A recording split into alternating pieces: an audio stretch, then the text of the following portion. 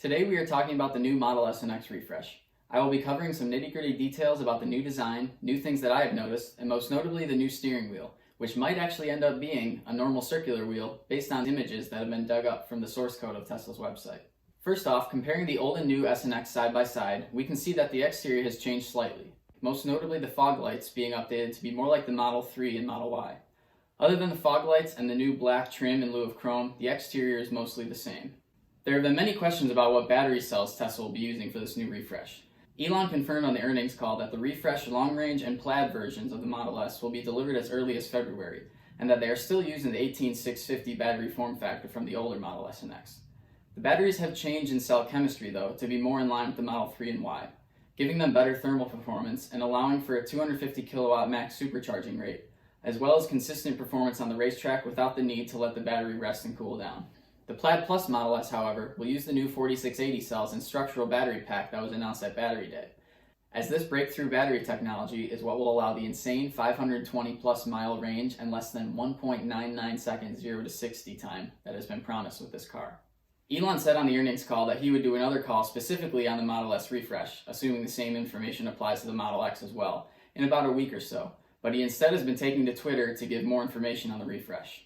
He confirmed that there will be no gear selector on the steering wheel, saying, quote, "No more stalks. Car guesses drive direction based on what obstacles it sees. Context and navigation map. You can override on touchscreen." He then goes on further to say, after you drive without using a park reverse neutral drive stick or stalk for a few days, it gets very annoying to go back and use a shifter. If this works well, I could see it being a nice feature, but I'm just imagining this being a safety hazard in the situations where you are flustered and need to shift gears quickly, such as needing to parallel park on a busy road, or any edge case scenario where you have to shift into reverse.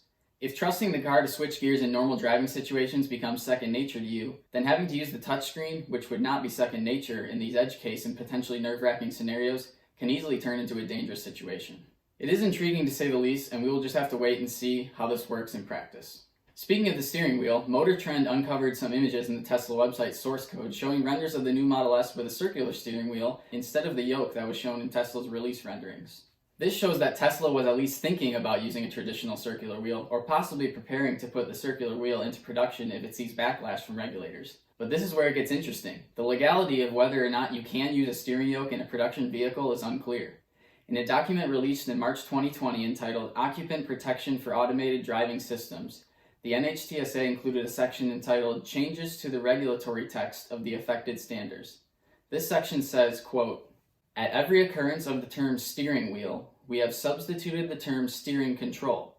These terms are synonymous, as can be seen by the definition of steering control system. Nonetheless, the agency believes there is some merit in changing wheel to control in consideration of steering controls that may not be circular, for example, shaped more like an airplane yoke control. We note that such systems would both have a hub about which they turn and a rim, that is, an outer edge. This edit to the standard makes it seem that a steering yoke is perfectly legal based on a purely functional standpoint, but safety is obviously the NHTSA's number one concern. Motor Trend did reach out to the NHTSA on this matter and received this response. At this time, NHTSA cannot determine if the steering wheel meets federal motor vehicle safety standards. We will be reaching out to the automaker for more information.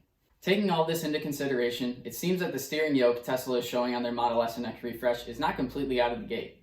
The wording the NHTSA uses in their March 2020 document I mentioned seems to have given Tesla enough confidence that the yoke would be okay in order for Tesla to announce the refresh showing the yoke. But the hidden images of a circular wheel shows that Tesla has considered a scenario where they are unable to use the yoke and move forward instead with a more conventional wheel. Whether they go with the wheel or the yoke, the renders of the wheel still show the same intent of removing the stalks and moving those driving functions onto the steering wheel. It also shows the same aesthetic redesign with the subtly embossed TESLA logo instead of the Tesla T like the previous Model X and S steering wheel showed. What do you think of the steering yoke? Would you prefer a more traditional wheel as shown in these renders found in the source code of Tesla's website? Let me know in the comments down below. If you enjoyed this video, please give it a thumbs up and consider subscribing for more videos like this in the near future. I really appreciate you tuning into the channel, and I will see you in the next video.